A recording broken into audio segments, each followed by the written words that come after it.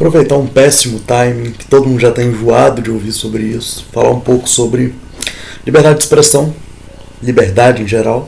Só que mais do que isso, eu vou falar coisas que ninguém disse, que é pra mim a coisa mais importante, né? Porque senão vai ficar simplesmente você repetindo as coisas. Por exemplo, eu não vou falar sobre o paradoxo da tolerância, que é uma coisa que todo mundo já está de saco cheio de ouvir, né? Enfim, qual é o problema do caso do Monark, do caso que se pensa dos libertários também, né, que pensam liberdade acima de tudo e etc. O problema desse tipo de pensamento é um problema que o Hegel aponta, tá? Que é o problema de você pegar um único princípio e aplicar ele de forma universal, que é o pensamento que o Kant tinha. Kant, que todo mundo sabe que eu gosto muito, muito dele, que para mim ele é o maior de todos e tal. Mas nesse ponto moralístico é o ponto que eu discordo do Kant em algumas formas. Ele está pensando numa forma universal, um único princípio universal que serve para todo mundo. E eu até acredito nisso, tá? Eu só não acredito que a moral seja completamente assim. Mas enfim, não vamos entrar nesse assunto.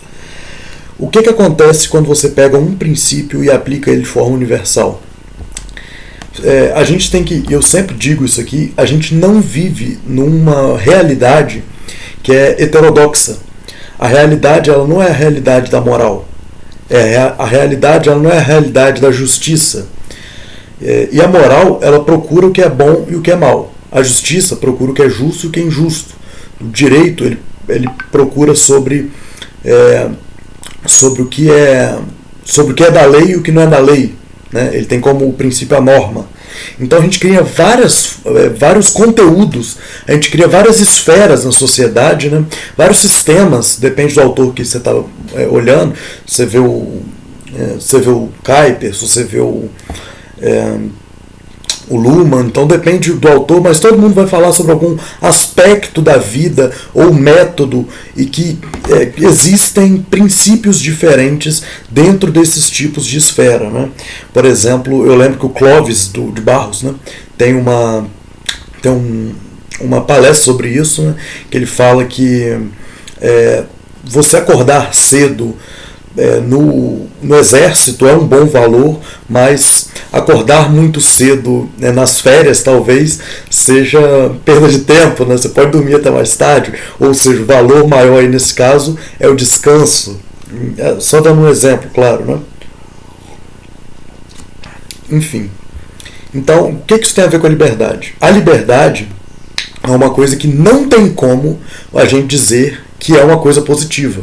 Porque a liberdade, ela faz parte do ser humano, é um direito do ser humano. Ou seja, faz parte da gente. Então ela não é só uma questão de ser moral, porque aí já é uma questão moralmente superada, na verdade. A liberdade é uma coisa boa. E além disso, também é uma questão ontológica que já é superada. A liberdade faz parte do ser humano e ponto. Então essas discussões morais ou ontológicas já são superadas. Então não cabe aqui eu ficar discutindo por que faz parte do ser humano ou por que a liberdade é boa, porque essa discussão já acabou. Tá? Enfim. Então, sendo a liberdade parte do ser humano, sendo a liberdade boa, por que não ela deveria ser irrestrita? Bom, porque tem uma outra questão aí também. Quando a gente usa um só princípio para entender todos os sistemas, para entender todas as esferas, você usa a liberdade como único método de conhecimento da realidade e de averiguação também da verdade das coisas, você acaba atropelando outros princípios. Por exemplo, o princípio da justiça é bom, tá? E o princípio da justiça e o princípio da liberdade, às vezes eles se confundem. Por exemplo, é justo com uma pessoa que comete um crime, que está dentro da norma, é justo que as pessoas seja privado da liberdade, porque ela não está preparada para viver em sociedade. Isso também é um princípio liberal, que eu já estou entrando em John Stuart Mill, tá? Que é o princípio do dano alheio. A pessoa, por exemplo, que toma o risco da sua liberdade, né, ela também está cometendo um crime contra a liberdade. Então, quem comete um crime contra a liberdade alheia deve ter a própria liberdade tolhida. Isso é o John Stuart Mill, um liberal. Então, o princípio do dano alheio talvez seja muito importante quando a gente vai pensar também em discursos políticos extremistas, exclusivistas, né? Que, como foi, por exemplo, o caso do Monark, né? Então essa é a grande questão aí, e aqui eu estou pensando exclusivamente como liberal, tá?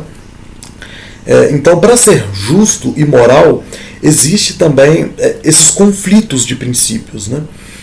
Como eu disse, a liberdade não é o único princípio da vida, né? A própria vida pode ser um princípio, por exemplo, e por isso que existem tantos debates a respeito desses assuntos, tá? Pensa, por exemplo, o aborto. Aí o que a gente faz, por exemplo, qual é o princípio dessa questão? É o princípio da liberdade? É o princípio da liberdade da criança nascer? É o princípio da vida? É o princípio da escolha? Então existe aí realmente, quando a gente está falando desse tipo de aspecto, existe conflitos, né? E por isso que existem os debates, e por isso que existem os pensadores, etc., né? Para que esse tipo de debate chegue a um nível maior e tal, que na internet não é o lugar de fazer isso, obviamente, né? Mas também é uma questão muito burra você condenar a liberdade, tá? Por esse tipo de questão, porque a liberdade é um princípio norteador da nossa vida, tá? E também um outro ponto que eu queria falar, só para terminar, vai ser um vídeo mais curto.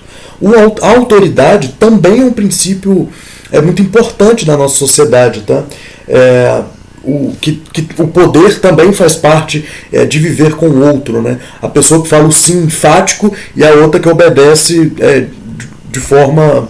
É uma autoridade legítima, né? E o outro que obedece de forma legítima também, né?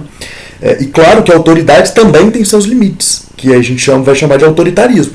A liberdade, da mesma forma que a autoridade, ela também tem que ter os seus limites. E por isso que a gente cria as normas. A própria propriedade privada é uma forma de você limitar as liberdades, né? E também de garantir a sua liberdade. Então, assim, a gente tem que entender um pouco mais além da pessoalidade, tá? Sobre o caso do Monark em si, sobre a maioria dos casos da internet, às vezes a gente precisa abstrair a pessoa, abstrair a ideia do caso em si e pensar a coisa. Para quando acontecer com alguém que a gente gosta ou para quando acontecer em qualquer outro caso, a gente ter mais racionalidade, né? Pensar menos com o fígado, com o coração, menos no calor do momento, né? E pensar um pouco mais sobre a questão com a nossa mente. E é por isso, a gente tem mais de 2000 anos de filosofia, tá ligado? E não é agora que esse assunto está sendo discutido, né? Então, enfim, o que eu quero dizer para vocês é que leiam, que a mente precisa de livros, assim como a espada precisa da pedra para ser bem afiada.